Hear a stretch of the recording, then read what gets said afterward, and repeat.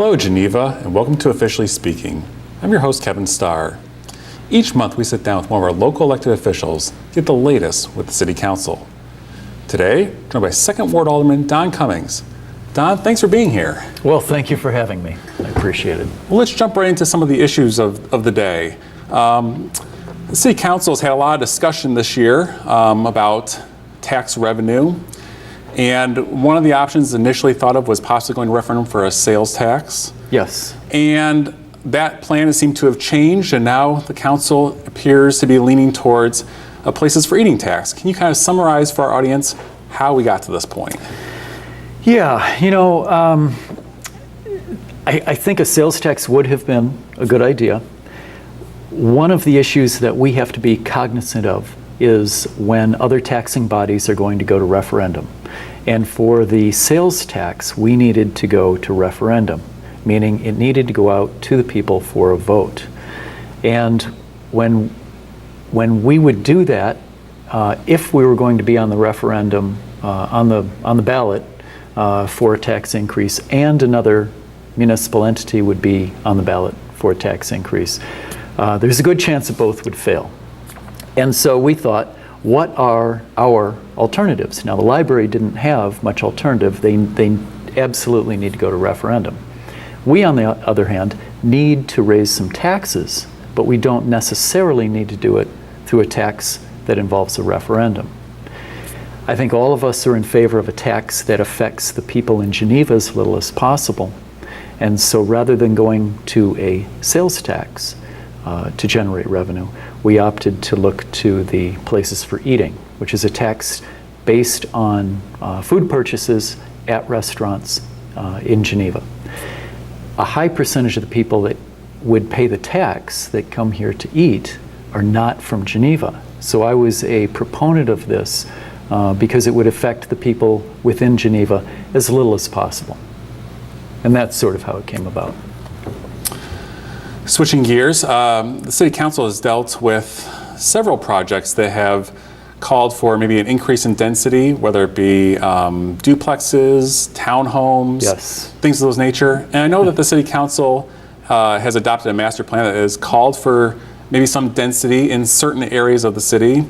And at the same time, there's been some residents that have been concerned that some of these projects might be changing the character of the community.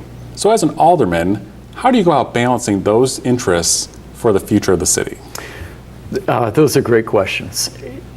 You know, nobody likes change. And I've had people say to me, nobody likes change, especially the people in Geneva. I think nobody likes change. No community likes to see dramatic change. But as we can see over the years, over the decades, we've had a lot of change around here. I remember in the 1970s when the river path was being proposed, nobody wanted it. People thought, oh, we're going to have thugs from Elgin and Aurora swarming into our towns and robbing us. And now I think that most people would consider the path along the river to be a real treasure and a real asset in Geneva.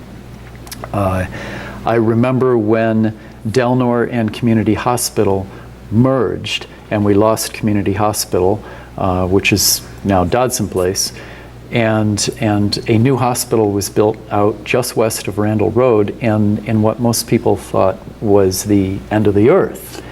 And not only did they build the hospital, but I remember reading in the plans that the hospital, I believe it went in at 1 story, that it could be increased to a 2-story building or even a 3-story building. And I thought, well, this is crazy. This is absolutely crazy. First of all, why do we need a bigger hospital? And second, who would we ever need a 2nd story on a building out in the cornfields?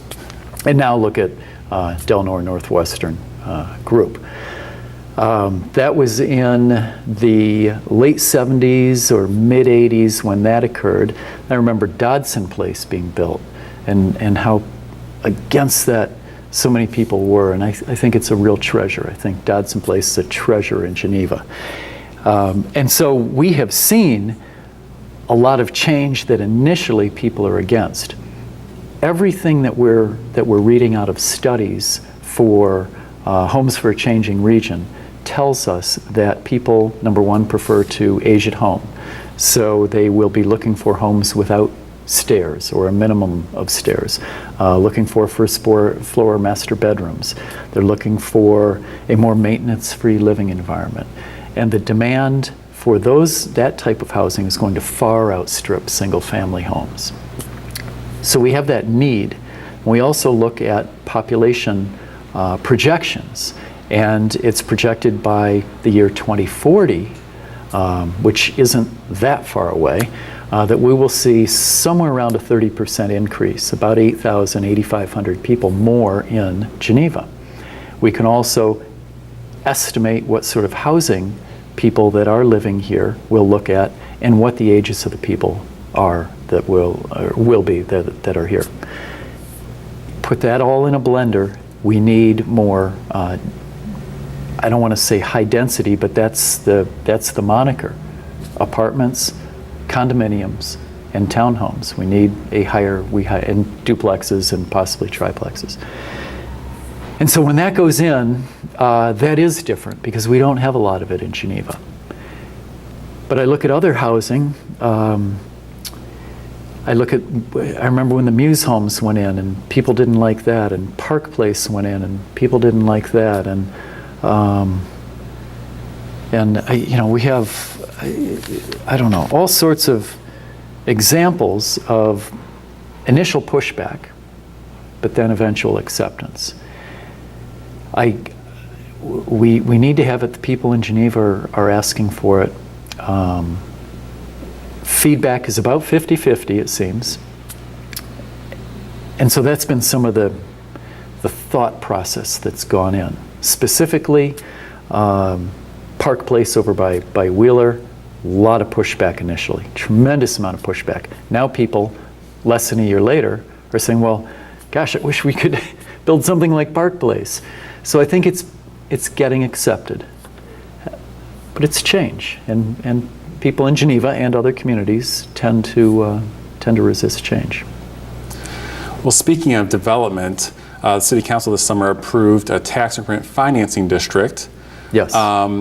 For viewers that are not familiar with this tool, can you kind of explain first where this TIF district is located, generally speaking, and what does it hope to accomplish? Sure. First of all, what is a TIF? TIF stands for tax increment financing, and as property values increase, the property tax on those properties also increases. A tax increment finance vehicle lets a city like Geneva capture that incremental increase in taxation. So if a property is generating $5,000 worth of tax revenue, and in year 2 it goes to $5,500, it's in a tax district, rather than that $500 getting split out, some to the city, some to the park, some to libraries, some to schools, some to the county. That $500 would get captured and used within that district to increase almost anything. Utilities going into the district, building facades, help with maybe a tear down and a rebuild of a building. And like any investment, what you're hoping for and what usually happens is that the money that you've captured in that incremental increase in taxation that you've poured back into the project will, in the end, give you an even bigger bang for the buck, so to speak, than if you let that property kind of creep along and slowly increase in value or fall in value. My kids took music lessons on the north side, and the tax increment district that we're talking about for TIF 3 is along the river. On the west side of the river, it tends to be on the north side of State Street. Goes across a bridge, and then on the east side of the river, it's both sides of State Street, and it goes up the hill a ways to about Nebraska. My kids took music lessons up the hill on the north side of State Street for a few years. And I can tell you at 4:30 in the afternoon, it was absolutely impossible to turn in to that building to drop my kids off. And I would have to circle around or hope that people would let me cut through 2 lanes of traffic that was bumper to bumper, really, from the river or even the other side of town, all the way back to sometimes to Kirk Road. And so one of the things I'm sure that would be examined within TIF 3 is traffic flow, curb cuts, what sort of businesses are there, should it be, things like that. And a TIF lets a group look at an area in concert rather than separately. And it can be really, really helpful.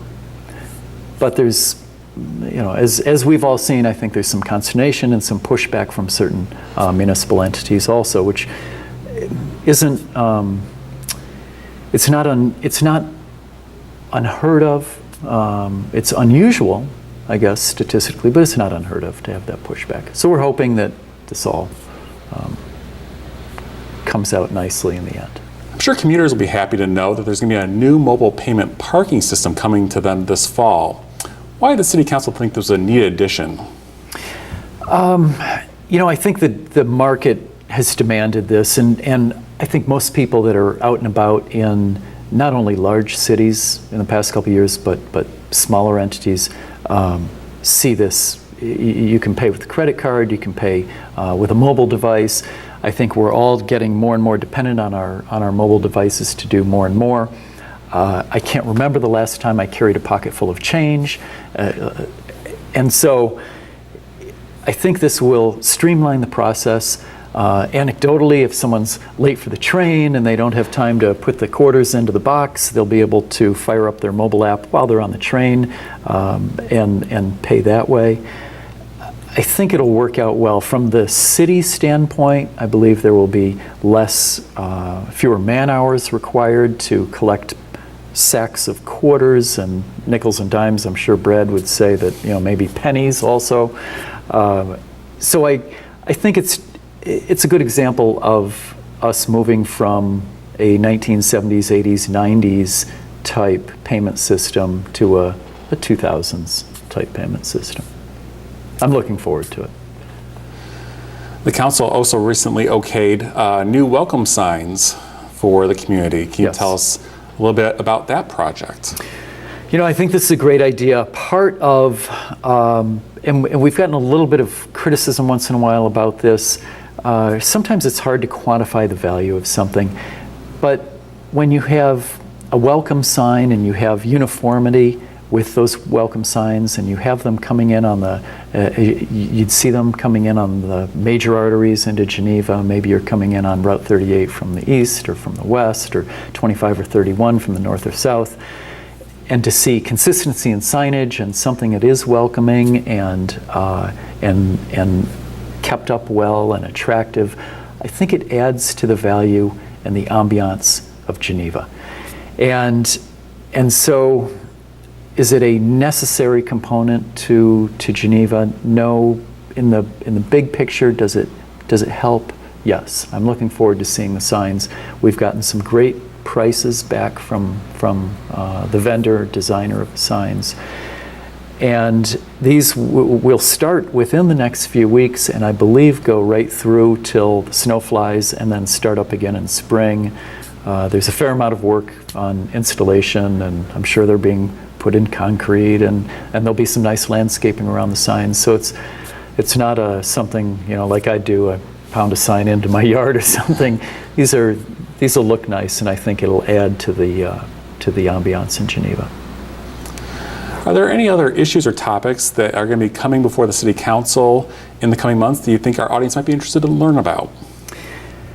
One of the ones that's personally interesting to me is ice rinks in side yards. I am fairly active in the outdoors. I'm not a hockey player, but I do like watching the sport. And this is not an issue that's been examined closely before, but we've had it brought to our attention, and we're looking at how that fits in to the community, both from a neighbor's perspective, if the ice rink might be noisy or unsightly, to the property owner's perspective of, gosh, I really want a place for my kids to be able to go out and play in January or February. Don't want them in the basement playing Nintendo or whatever. I made some notes on other Other issues.